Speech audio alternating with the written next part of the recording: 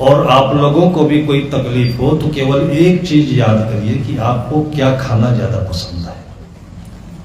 2, 4, 10 दिन से, 2 महीने से, 4 महीने से, साल से क्या चीज खाए बगैर आप नहीं रह सकते हैं, वो चीज छोड़ करके आप 1 हफ्ता रह लीजिए और बीमारी वहीं से 5%, 10%, 25% घटती चली जाएगी। इतना आसान सूत्र है ये, और इसको ना समझ करके एकदम सीधे हम एंटीबायोटिक लेने लगते हैं, पेन किलर लेने लगते हैं। अपनी बीमारी से मरते लोगों को कम देखा गया है, पेन किलर, एंटीबायोटिक और अनावश्यक दवाओं को लेकर के मरने वालों की संख्या अधिक होती है। भागते रहते हैं, जो कुछ भी हुआ तकलीफ एकदम से बाहर की ओर भागे। पैसा भी है, बाहर अस्पताल भी है। साहब कहते मूल गहे थे काम है। अपने भीतर आइए कि बीमारियों का मूल कहां है, उस पर चिंतन किया।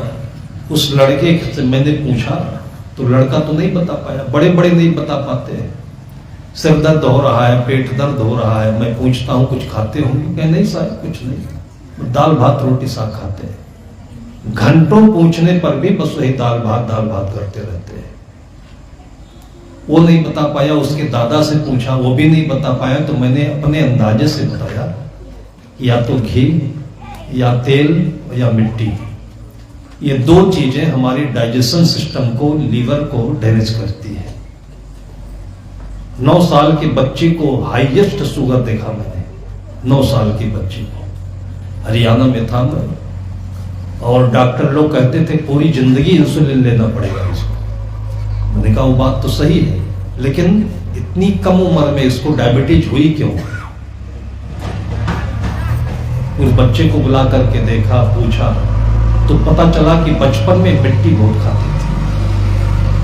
मिट्टी खाती है तो थोड़ी बहुत मिट्टी हो तो कैल्शियम का काम करके शरीर से निकल जाएगी, लेकिन जो बहुत चिकनी मिट्टी होती है वो जाकर के लीवर में और अंगों में स्टोर हो जाता है। जहां से इंसुलिन निकलना चाहिए वो जाम हो गया। तो मिट्टी जैसे ही हम लोग खाना खाते हैं, जैसे मैदा है, जितने भी ब्रेड बनते हैं ये मिट्टी से भी बदतर अनाज समझिए, और इनके खाने से सब शरीर में, लीवर में सब स्टोर होता जाता है।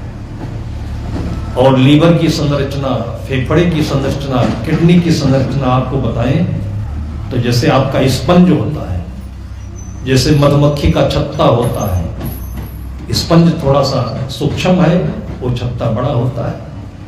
इनके जो छोटे छोटे रंध्र होते हैं, इनमें से रस निकलता है, वही रस इंसुलिन कहा जाता है, वही किडनी को छानने वाला यंत्र कहा जाता है। ये साफ होना चाहिए। जैसे चाय छानने वाली छन्नी या कपड़ा आप रखते हैं, छानते छानते छानते छानते वो कपड़ा कितना मोटा हो जाता है चाय के कण जम करके। जब खूब पटक पटक करके धोइए, अगर वो कपड़ा फटे नहीं तब देखिए कि कपड़ा एकदम साफ, उसके छिद्र खुल जाते हैं।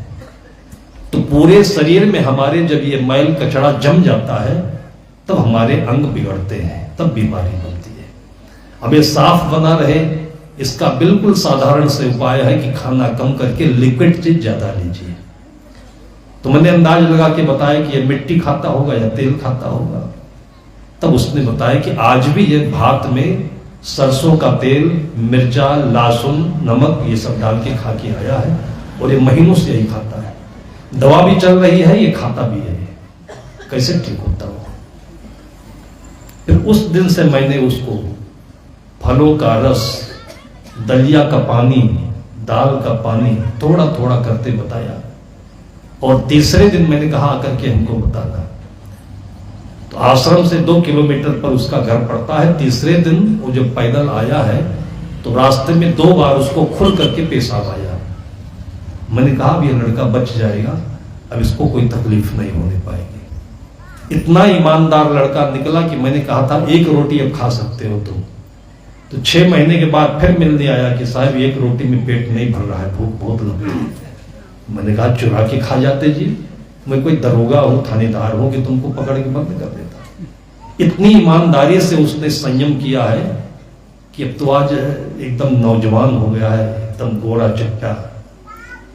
तो ऐसे कितने प्रयोग करने के बाद तब मैंने ये पुस्तक लिखी कि अगर कोई शौकीन होगा, समझदार होगा और अपने शरीर की परेशानियों से परेशान होगा तो इसको पढ़े तो एकदम आराम से समझ सकता है। फिर छत्तीसगढ़ में कोई गांव में पुस्तक मिली होगी, वो पहले से डॉक्टर थे, उन्होंने पुस्तक पढ़ी, कितने बार पढ़ करके अंदाजा लगाते रहे कि संत तो कोई डॉक्टर नहीं होता है, साहब कहाँ डॉक्टरी पढ़ करके आए होंगे।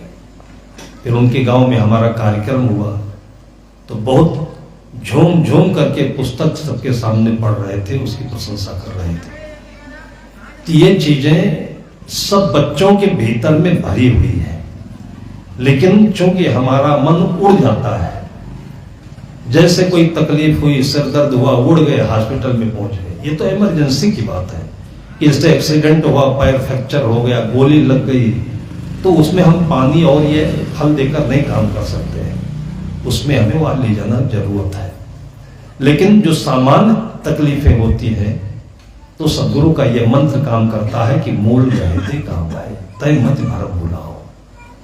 कोई भी बातें सुन करके एकदम से हम लोग उड़ जाते हैं, भ्रम जाते हैं। जैसे भी साधु जी ने कहा कि पत्नियां तो पति के लिए व्रत करती हैं, पति नहीं करता है। मैं बता दूं करता है, व्रत नहीं करता है, पति पत्नी को देखता ही नहीं है। हमारी भारतीय संस्कृति में लक्ष्मण से जब पूछा गया कि सीता को आपने देखा है, इतने वर्षों तक साथ में रहे हैं स्वयंवर से आने के बाद तक, और लक्ष्मण ने अपनी भाभी के चेहरे नहीं देखा था। क्या देखा था? केवल पैर देखा था, चरण। हमारे भारतीय संस्कृति में पत्नी माना ही नहीं जाता है, एक अंग माना जाता है पहला, जिसको कन्या कहते हैं, और सभी पिता, सभी भाई, राजा, सभी लोग ऊंचे बड़े उस कन्या का पैर पूजते हैं। पहले दिन जब विवाह का होता है, छत्तीसगढ़ में परिपाटी हो कि नहीं हो, लेकिन कन्या का पैर पूजा जाता है। और उसके बाद जब ये बड़ी होती है तो इनको देवी माना जाता है, और देवी नवरात्रि में सभी व्रत रहते हैं। ये महिलाओं की पूजा है। पत्नी की पूजा करने से मन में वासनाएं आती हैं, इसलिए आंखों में पत्नी होना ही नहीं चाहिए, बहन होना चाहिए, भाई होना चाहिए, और इसलिए इन पर ज्यादा फोकस नहीं किया गया है। यत्र नार्यस्तु पूजन्ते रमन्ते तत्र देवताः, ये श्लोक सबको सुनाया करिए आप। मनुस्मृति को लोग फाड़ फाड़ करके, जला जला करके प्रयोग प्रकट कर रहे हैं। उसमें साफ साफ लिखा हुआ है कि जहां पर नारियों की पूजा होती है वहां पर देवता निवास करते हैं। हमारे वेद में नारियां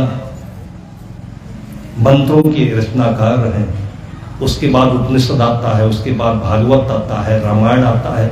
रामायण में देखिए तो सबरी को जितना महत्व दिया गया है पूरे रामायण में, उसके बाद और उसके साथ में तो शायद हनुमान जी को मिलता है, राम को भी बगल में ही बैठाया जाता है।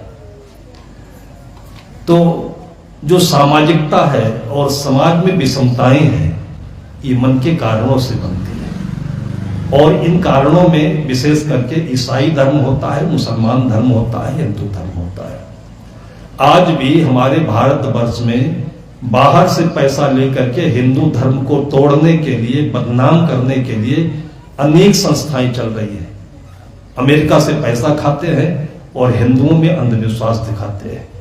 आप ईसाइयत में चले जाइए, घोर अंधविश्वास भरा पड़ा हुआ है।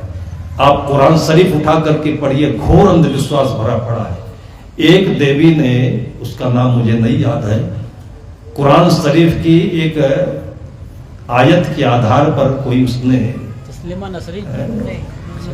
नुपुर शर्मा ने एकदम सही लिखी हुई बात बोल दी थी, तो पूरी दुनिया के मुसलमान उसको खा जाने को तैयार हुए थे। केवल एक महिला ने ऐसी बात कही थी बस। इसलिए हिंदुओं को मुसलमान और ईसाई के बारे में कहने की हिम्मत ही नहीं है। बस इतना है कि जो कुछ करो अपनी छाती पीटो, अपने सिर पटको, और सही रूप में देखें, अगर उसका सही विश्लेषण करें तो ऐसा कोई भी ग्रंथ नहीं है जिसमें सबको स्थान न मिला हो। जाति की बात आती है, भाई जाति में पूछिए कि वाल्मीकि किस जाति के थे। अगर भारतवर्ष में शूद्र मान करके उनकी अवहेलना की गई होती, वैसे तो शूद्र मानना ही गलत है। शूद्र कोई नहीं होता है। शूद्र कौन होता है? जन्मना जायते शूद्र। ये भारत वर्ष की संस्कृति में ही लिखी हुई श्लोक बता रहा हूं। जन्मना जायते शूद्र संस्कारात द्विज उच्चते वेद पठनात् भवेत विप्रः ब्रह्म जानाति ब्राह्मण। ब्राह्मण जाति नहीं होती है, शूद्र कोई जाति नहीं होती है। जब बच्चे का जन्म होता है उस समय उसका नाम शूद्र होता है। शूद्र की परिभाषा है साधन उद्र। जिस उम्र में, जिस अवस्था में बच्चे को केवल पेट भर की याद रहे, वो जब भूखा होता है तब रोता है, बाकी कोई चीज की चिंता नहीं, कोई फिक्र नहीं, केवल उधर तक उसकी संवेदना सीमित रहती है, उसको शूद्र कहते हैं। जन्मना जायते शूद्र संस्कारात द्विज उच्चते। द्विज कहते हैं दूसरी बार जन्म लेने को। जब मुंडन संस्कार होता है तब उसी समय में कोई गले में माला पहनाता है, कोई मुंडन करके मंत्र देता है, कोई जनेऊ धारण कराता है। तो पिछले जन्मों के जितने भी उसके पशु पक्षियों के या गलत संस्कार रहे होंगे, ऐसी मान्यता के अनुसार सिर के बाल उतार दिए जाते हैं, फिर नए संस्कार दिए जाते हैं। मानव संस्कार देने के नाते दूसरा जन्म हुआ, इसलिए उसको द्विज कहा जाता है। द्विज किसी परंपरा या किसी वर्ण का नाम नहीं होता है। तीसरा, वेद पठनात् भवेत विप्रः। जब स्त्रियों ने वेद लिखा तो वेद पढ़ने का अधिकार क्यों नहीं उनको? लेकिन आज भी किसी प्रक्षिप्त सूत्र के कारण से या मनमानी ग्रंथ के कारण से लोगों ने बता दिया कि हिंदू धर्म में तो स्त्रियों को और नारियों को पढ़ने की कोई सुविधा नहीं थी, तो नारियों में इतनी विदुषी कैसे हो गई महिलाएं? वेद पठनात् भवेत विप्रः। वेद को पढ़ने के बाद कोई भी ब्राह्मण होता है और विप्र होता है, और ब्रह्म जानाति ब्राह्मण, ब्रह्म को जान लेता है। जैसे आज हम साधु कहते हैं, हो सकता है कि साधु आगे चल करके एक जाति बन जाए, जैसे पंडित एक जाति बन गई। यस्य बुद्धि पंडा सा पंडिता, ये हमारे श्लोकों में कहा गया है कि पंडित जाति नहीं होती है। महापंडित राहुल सांकृत्यायन, राहुल सांकृत्यायन के आगे हमारे साहित्यिक लोगों ने ही लिखाया महापंडित। महापंडित क्यों कहा? कि जिस देश में जाते थे वहां की भाषा सीख लेते थे। रूस में गए, रूस की भाषा, चाइना में गए, चाइना की भाषा, और 100 से अधिक 200 से अधिक उन्होंने साहित्य की रचना की। उनके विद्वत्ता को देखते हुए उनको महापंडित की उपाधि दी गई। तो ऐसे ऐसे यदि हम मूल रूप से छानते बीनते जाएंगे तो कमियां तो बाद में आई हैं, और वो कमियां आज भी, जैसे कोई IAS अफसर हो जाता है, कोई आपके गांव का अच्छी पोस्ट पर पहुंच गया, तो जाति कहां से पैदा होती है? जैसे मुलायम सिंह का बेटा अखिलेश यादव ही मुख्यमंत्री बनेगा, क्यों बनेगा भाई? दूसरा यादव नहीं है क्या? किसी भी पार्टी में जब परिवारवाद पैदा होता है तो इसी प्रकार से पहले जमाने में जो सक्षम लोग थे वो अपने ही परिवार की देखते गए, बाकी लोगों को भूलते गए, वही जाति बन गई, और आज वही एक प्रकार से लोगों के बीच भेदभाव का कारण बन गया। तो आज भी चल रहा है। जितने IAS अफसर होते हैं अपनी जाति में शादी नहीं करते हैं, वो IAS से ही शादी करते हैं। IAS एक जाति बन गई है। कोई भी IAS अफसर आपने नहीं देखा होगा कि गांव के किसी अच्छे सुसभ्य लड़की से शादी कर ले, क्योंकि उससे तालमेल नहीं खाता है उसका। वो करेगा किसी भी जाति का हो, चाहे नीचे का हो चाहे ऊपर का हो, और यहां तक कि क्रिश्चियन हो मुसलमान हो उससे भी कर लेगा वो। IAS की जाति खत्म हो गई। तो आज तो केवल एक जाति रह गई कि पैसे की जाति है। पैसा अच्छा है तो चाहे जहां लड़की चली जाए चाहे जहां लड़का चला जाए। ऐसे पहले जमाने की बात रही होगी। भारतीय संस्कृति का मूल रूप से हमें अध्ययन करने की आवश्यकता है, और बीच बीच में जो बुराइयां आती हैं वो बुराइयां ऐसी बात नहीं कि पहले आई रही होंगी, आज नहीं है। आज भी बहुत सारी ऐसी बुराइयां हम लोग देखते हैं, और वो बुराइयां मैं देखता हूं खान पान में है। आज जो घनघोर अंधविश्वास चल रहा है कि लोगों के घरों में सुबह दूध बेच करके चाय पीने की जाती है। कोई भी साधु, चाहे वो कबीर पंथ का हो, राधा स्वामी का हो, किसी मत मजहब का हो, इस अंधविश्वास का खंडन नहीं करता है। और इसकी कमी के कारण से मस्तिष्क में जिस रसायन की कमी होती है वो बच्चे को चुड़ैल बनाएगा, भूत बनाएगा, राक्षस बनाएगा, जिंदगी बना देगा। जैसे आपकी गाड़ी में अगर तेल सही नहीं पड़ा तो गाड़ी आपकी फटेगी, गाड़ी आपका साइलेंसर तेजी से बोलेगा, कभी खड़ा हो जाएगा, कभी कूदेगा। तो स्वास्थ्य बढ़िया न रहने पर चित्त में भ्रम का कारण बनता है और आदमी मन से बिगड़ता है, तन से बिगड़ता है। घर के अनाज हम लोग खाने की परंपरा से दूर होते जा रहे हैं, ये हम लोगों के सामने ही तो बन रही है। और गला फाड़ फाड़ कर साधु चिल्लाते हैं, कम से कम हम तो चिल्लाते ही है। इसके माने में कोई भी आज तक हमारा प्रवचन नहीं रहा होगा जिस पर मैंने अध्यात्म से अधिक इस सदाचार पर, आहार विहार पर न कहा हो। लेकिन ये चीज ऐसी है कि आदमी इसी अंधे प्रवाह में बह रहा है और डबल रोटी खाता है तो अपने को शाहरुख खान और अमिताभ बच्चन के बराबर ही दिखता है, इसलिए डुबो के खा रहा है। एक लंबा लंबा सा आता है, मैंने देखा, उसका कई लोगों से नाम पूछा, नाम क्या है इसका जी? तो बोलते हैं रस नाम है इसका, नाम रस है। होता बिल्कुल निरस है, पकड़ करके उसको किसी माथे पर मार दीजिए तो 1 इंच छेद हो जाएगा, इतना कड़ा होता है। और चाय में डुबोइए तो तुरंत गल करके सड़ करके पानी हो जाता है। जो चाय में डूबते ही सड़ जाए वो पेट में जाकर के और बच्चों के दिमाग में वो डॉक्टर पैदा करेगा, ये आपको भरोसा आता है क्या? लेकिन खा रहे हैं हमारे बच्चे। प्लेट पर आप अंकुरित मूंग है, चने है, खीरा है, लाल गाजर है, लाल टमाटर है, हरी धनिया, हरा मिर्चा और सजा करके रखिए और देखिए देखते ही बच्चे का मुंह लाल हो जाता है कि नहीं होता? और कभी रसोई में हमने रखा है इसको? ये तो जब संत आते हैं तो संतों की पूजा के लिए, आरती के लिए, संतों के सम्मान में हम लोग बहुत सारा लाकर सजा देते हैं।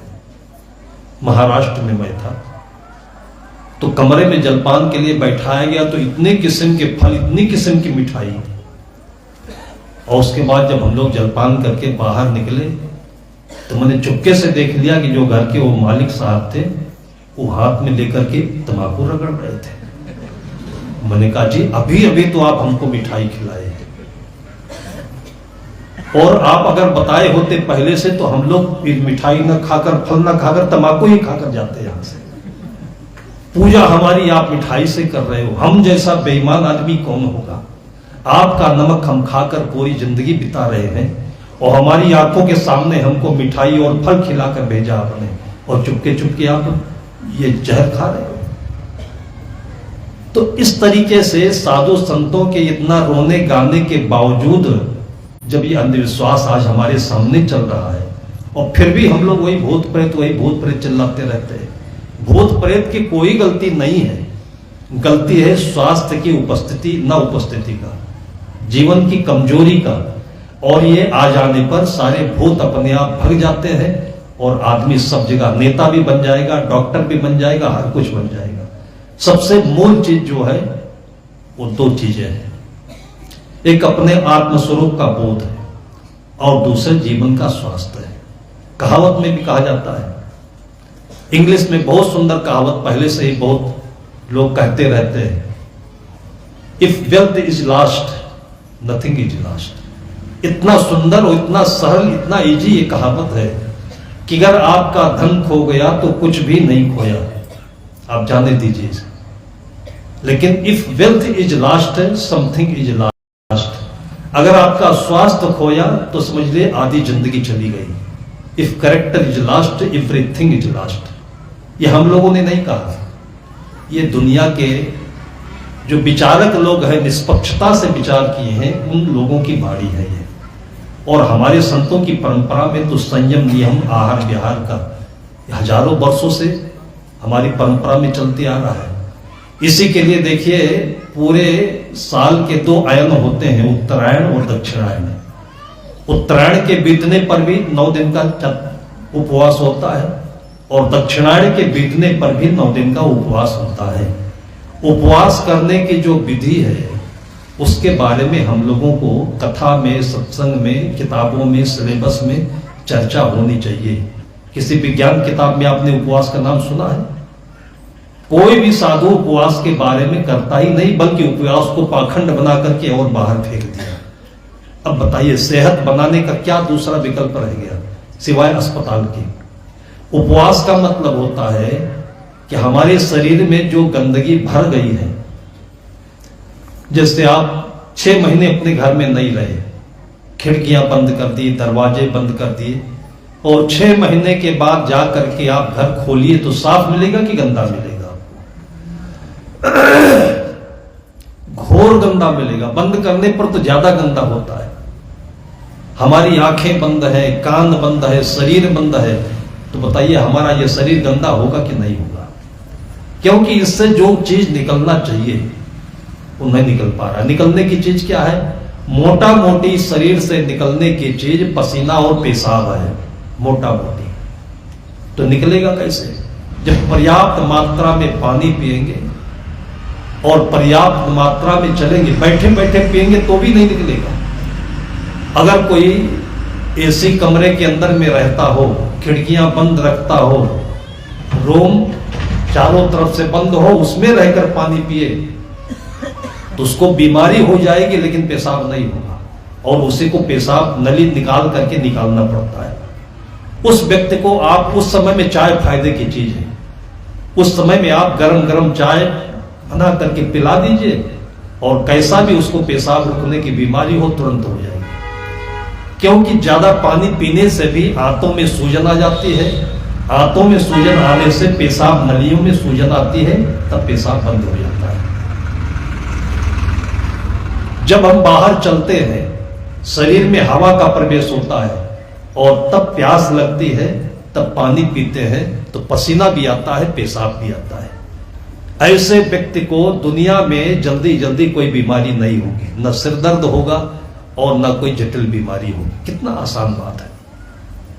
तो जब 9 दिन का उपवास किया जाता है तो उस समय हम उसी बंद घर को खोल करके झाड़ने पोंछने के जैसे, या कि आप समझ लीजिए कि आपकी जो गाड़ियां हैं इसको आपने 5000 किलोमीटर चला दी, अब गैरेज में ले जाकर खड़ी कर देते हैं, तो गाड़ियों को खोल करके और फुहारा लगा लगा करके देखिए आपको कितनी सुंदर, बिल्कुल ऐसा लगता है कि शोरूम से गाड़ी अभी आई हुई है।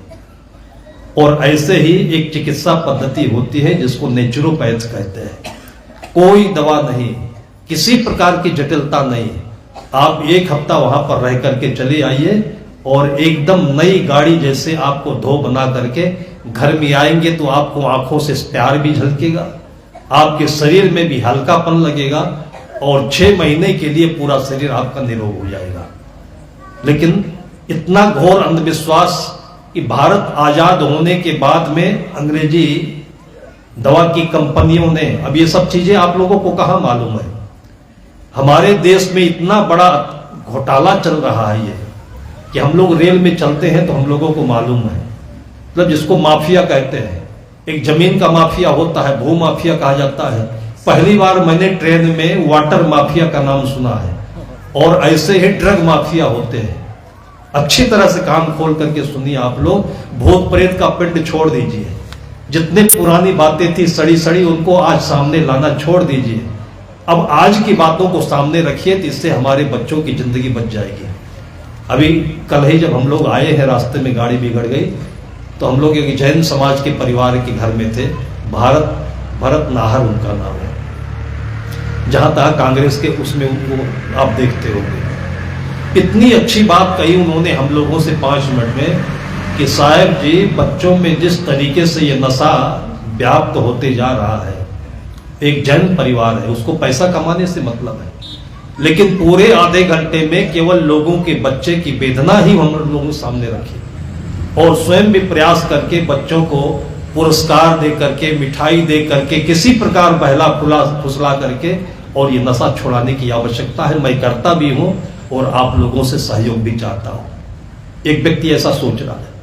आज की जो कमियां हैं, आज के जो हमारे समाज के ग्रहण है, क्लेश है, बीमारियां हैं, इन पर हमारा ध्यान केंद्रित होना चाहिए। मैं आपसे बताया कि हम लोग स्टेशनों पर जब रुक करके पानी लेने जाते हैं, तो अभी रायपुर स्टेशन आया नहीं है, और 10 मिनट पहले से ही ऐसा पता चला कि स्टेशन में जितने भी टूटियां हैं सबका पानी खत्म।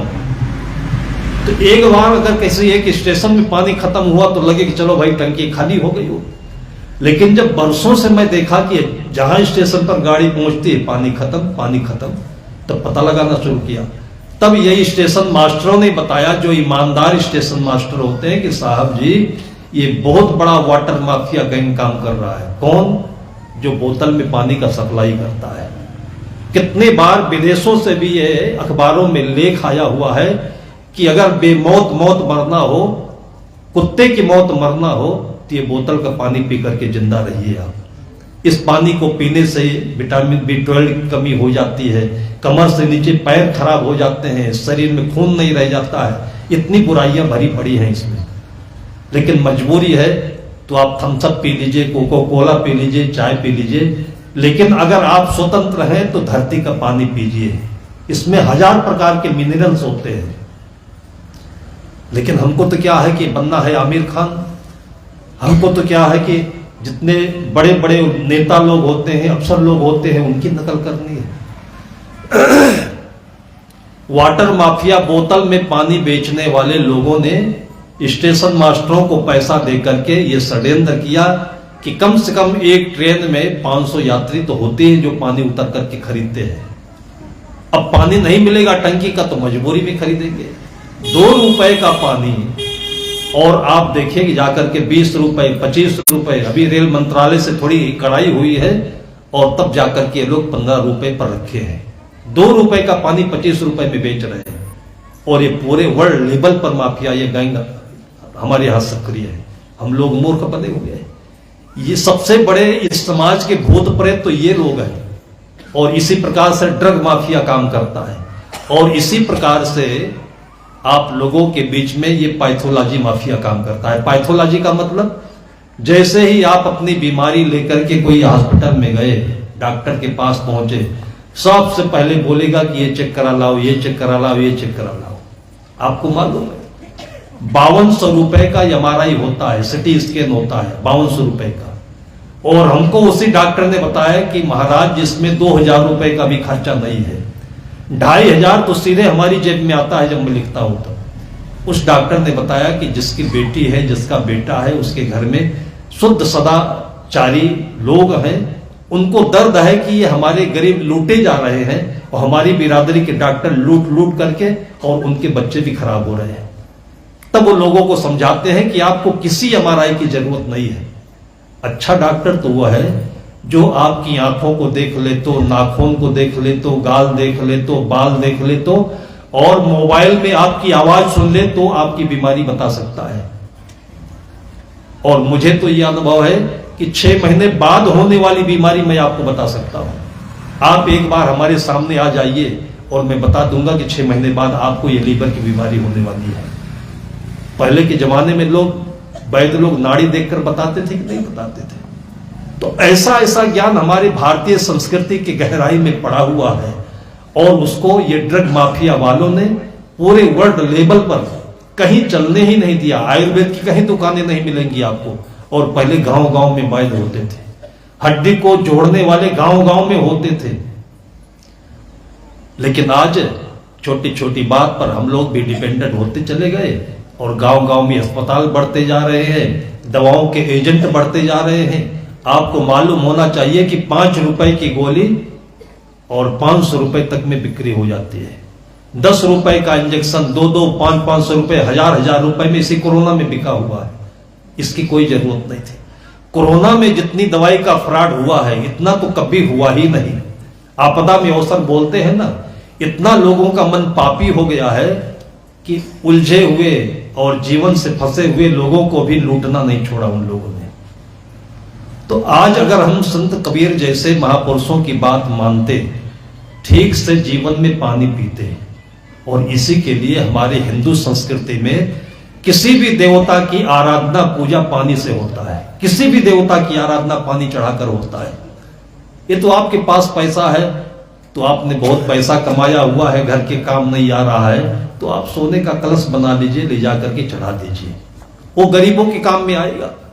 लेकिन देवता वो चीज है कि आपको हमेशा याद दिलाते रहते हैं कि सुबह उठते ही आपको 1 लोटा 1 लीटर पानी पीना है, उसके बाद दिन भर में 1-1 गिलास करके 10 ग्लास पानी पीना है। देखिए कभी भी आपको भूत प्रेत नहीं सताएगा।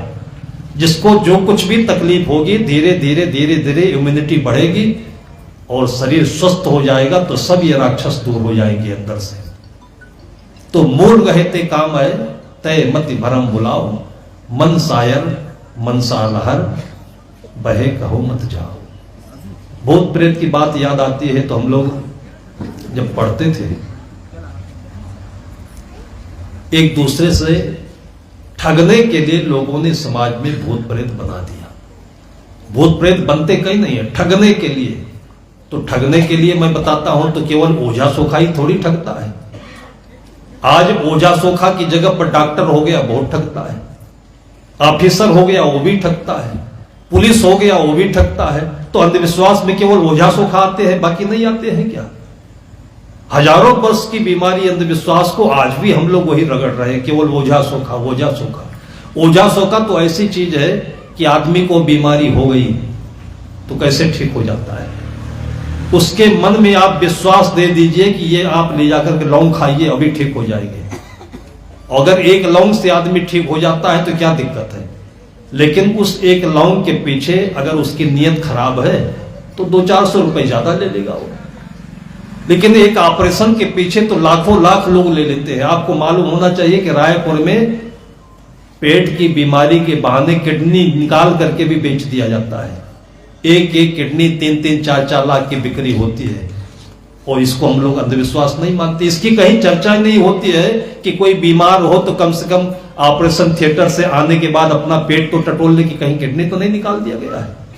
इन सब चीजों से सावधान रहने की आवश्यकता है। हम लोग जब पढ़ते थे तो ये भूत प्रेत कैसे होता है हमारे साथी लोग बताते थे।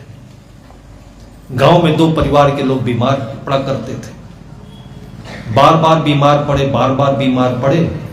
तो उस जमाने में साधु संत नहीं पहुंच पाए होंगे उनके घर द्वारे तक। तो ओझा सोखा का मतलब यह होता है कि लोगों के मन को भरोसा दे करके उनके आत्मविश्वास को बढ़ाना। यह उनका आज का तांत्रिक होता है, उस समय का ओझा सोखा होता है। लोगों के मनों से भय को निकाल देना। जैसे आपके छत्तीसगढ़ में सांप होते हैं कि नहीं होते हैं? सांप के काटने पर सांप के झाड़ने की, जहर उतारने के भी लोग होते हैं। ये क्यों होते हैं? सांप का जहर झाड़ने से नहीं उतरता है, लेकिन ये कोरा अंधविश्वास भी नहीं है। 99% जो सांप होते हैं वो जहरीले नहीं होते हैं। 99% सांप जहरीले नहीं होते हैं। लेकिन सांप काटने से कोई आदमी मरा तो आज पूरे समाज में ये वहम भी है, भय भी है कि सांप काटा तो मरेगा जरूर हो। अब उसमें जिन लोगों ने जाना था उस जमाने में, उस भय को दूर करने के लिए, आदमी के भीतर सशक्तता लाने के लिए वो थोड़ा सा टोना टटका कर दिया। उस आदमी के अंदर भरोसा हो गया कि जहर उतर गया हमारा, मरेगा नहीं वो। अब मरेगा वैसे भी नहीं, लेकिन अब वो आदमी उसके साथ टोना टटका नहीं करे तो उसके अंदर में जो भय उतरेगा नहीं तो पक्का मर जाएगा। 2 घरों में ये भूत प्रेत का चक्कर चलता, बीमारियों का चक्कर चलता रहा। तो ओझा के पास गया तो उस ओझा ने कहा, भाई आपके जो दादा थे वो असमय में मर गए थे, तो भूत बन करके वो आपके घर पर मंडराते रहते हैं। अगर आप थोड़ा पैसा खर्च करो तो मैं भूत उतार करके और दूसरे घर को भेज दूंगा। वो आदमी परेशान हुआ करता था। अब सर्दी में सर्दी लग गई, सर्दी में व्यवस्था नहीं बन पाई, पाड़ा मर गया, गाय का दूध कम पड़ गया, कुछ भी तकलीफ हुई तो आदमी का मन, जैसे कि संत सदगुरु कहते हैं, बाहरी भगता है। गाय को हरी घास खिलाने की नहीं देखते हैं, उसको थोड़ा सा छाया देने की नहीं सोचते हैं, बस बाहरी भगता है आदमी। वही बाहर में भूत प्रेत भी मिल जाते हैं। तो उस आदमी ने कहा ओझा ने कि आप हमको इतने पैसे खर्च करो तो ये भूत उतार करके मैं उस घर को दे दूंगा। वो जाकर उस घर वाले से झगड़ा करने लगा कि भाई आपके घर का दूध भूत आता है, आप इसको स्वीकार कर लीजिए, बार बार हमारे घर में आकर के हमारे घर वालों को बीमार कर देता है। तो गांव वाले भी तंग आ गए थे दोनों परिवार के झगड़े से। तो सारे गांव के लोग पंचायत इकट्ठा करके और सब लोगों से कहा, भाई इनके घर का भूत है तो ये ले ले और इनके घर का भूत है तो ये दे दे, और सबके बीच में काम होना चाहिए। रविवार के दिन पूरा गांव पंचायत घर में मैदान में इकट्ठा हुआ। दोनों तरफ के ओझा इकट्ठे हुए, एक ओझा उनका भूत उतार के दूसरे ओझा को, जो उनकी तरफ से, जैसे दो लड़ाई करने मुकदमा करने वाले अपना अपना वकील लेकर जाते हैं, वैसे दोनों अपना अपना ओझा लेकर के आए थे। और कम बैगा कहते हैं, छत्तीसगढ़ में बैगा कहते हैं। दोनों अपना अपना बैगा लेकर के आए थे। कम से कम 500 लोगों की भीड़ इकट्ठी थी। उसी में जो हमारे साथ पढ़ता था, क्लास फेलो 12वीं का था, वो भी आया हुआ था। उसने भी सोचा कि आज तक तो हम लोग पढ़ाई लिखाई में और हमारे घर परिवार में भूत देखा नहीं है, और आज ये भूत तंत्र मंत्र करके दे रहा है, तो देखते हैं इसकी असलियत क्या है। लाल कपड़ा रख करके उसके ऊपर अगरबत्ती जला दी, कपूर जला दिया दिए में, और तंत्र मंत्र करने के बाद कहा कि हमारा भूत तैयार है, आप लेने को तैयार हो जाइए। तो दूसरा जो बैगा आया हुआ था वो चलता हुआ भूत नहीं देखा था अभी तक। भूत तो राख में, लौंग में और ताबीज में तो होते थे, लेकिन चलते हुए भूत को नहीं देखा था। समझ लीजिए कि जूनियर वकील रहा होगा, अभी इतना एक्सपर्ट नहीं था। जब उसने अपना भूत छोड़ा तो वो लाल लाल जो कपूर बत्ती जलने वाली थी वो धीरे धीरे चलने लगी। जब उस बैगा की तरफ वो बढ़ने लगा आगे, तो एकदम से उसको पसीना आया और उसने एकदम से कहा कि भाई आज हमारा जो देवता है वो तैयार नहीं हो रहा है, अपना भूत आप पकड़ लीजिए, अब अगले रविवार को हम तैयारी करके आएंगे तब आपका भूत लेंगे। वो डर गया कि कहीं हो ना हो भूत हमारे ऊपर चढ़ जाए तो हमारे लेना देना बराबर कर दे। अब सारी जनता देख करके भयभीत हो गई कि हो ना हो भूत हो ही सकता है। जनता ने भी कह दिया भाई इनको 1 हफ्ते का मोहलत दे दिया जाए। सारी जनता, किसी ने हिम्मत नहीं कि इस भूत को देख लिया जाए। सब चले गए अपने घर। वो भी अपना भूत अपने झोला में रखा और साइकिल पर बैठा, वो भी अपने घर जाने लगा। 500 रुपए ले लिया उस भूत के बदले में। तो वो लड़का जो पढ़ता था स्कूल में, उसने मन में विचार किया कि भूत होते तो नहीं है, लेकिन ये दिखाया कैसे। अपने 1-2 तंदुरुस्त साथियों को लिया और हाथ में हॉकी खेलता था तो हॉकी ले लिया, और जा करके जहां गांव खत्म होता है बगीचे में एकांत में उस आदमी को रोका साइकिल से। साइकिल वाला उतरा, उसने कहा कि आपने भूत दिखाया था तो आज हम लोग भूत देखना चाहते हैं, इसलिए रास्ते में मिले। अब पहले तो उसने डरवाने धमकाने की कोशिश की, तो लड़कों ने कहा कि आप डरवाइए नहीं, अगर ये भूत हम लोगों को उठा ले जाएगा तो हम लोग इसके साथ चले जाएंगे, जो करना हो कर दीजिए आप, लेकिन भूत दिखाइए आप। अब वो बैगा समझा कि ये लड़के हैं, ये मानेंगे नहीं। तब उसने कहा कि नहीं, पैसा ले लीजिए, 500 रुपए मिला है, हमारे पेट पर लात मत मारिए, भूत कुछ नहीं होता है। उसने कहा जो होता है वो दिखाइए, हम पैसा लेने नहीं आए, कोई हम चोर और राजनीति करने वाले थोड़ी है, हमको भूत दिखाइए आप। वो आनाकानी करता रहा। उसने जबरदस्ती साइकिल से झोला उतार करके उलट दिया, तो जो लाल कपड़ा था उस लाल कपड़े में उसने इतना छोटा सा कछुआ लपेट रखा था। कछुआ का बच्चा था। अब कछुआ का बच्चा जानदार होता है, उसको लाल कपड़े में लपेट करके भूत बना रखा था। जैसे ये जादू दिखाने वाले भालू बंदर पकड़ करके वो सब जगह जादू और अपना नाटक दिखाया करते हैं। उस लाल कपड़े के ऊपर जब वो बत्ती जलाता था, उसकी पीठ गर्म होती तो बेचारा रेंगने लगता था वो। अब रेंगने लगा तो लोगों के अंदर में भूत का भय ज्यादा विश्वसनीय हो गया। फिर वो कछुआ का बच्चा ले करके उस आदमी को पकड़ करके पीटते पीटते, और फिर उसने गांव की उसी पंचायत घर में लाकर सबको इकट्ठा किया और कहा आज से ना हमारे गांव में भूत आएगा और न ही बैगा आएगा। सबके बीच में वो कछुआ का बच्चा दिखा दिया, और उसी दिन से लोगों को ये बात समझ में आ गई कि भूत नहीं है, ये बीमारी है। और बीमारी को दूर करने के लिए आप लोग अपने घरों में ठीक से खाएं, ठीक से पिएं और अच्छी संगत करें, जिससे तन मन और बुद्धि दोनों शुद्ध रहे, स्वस्थ रहे।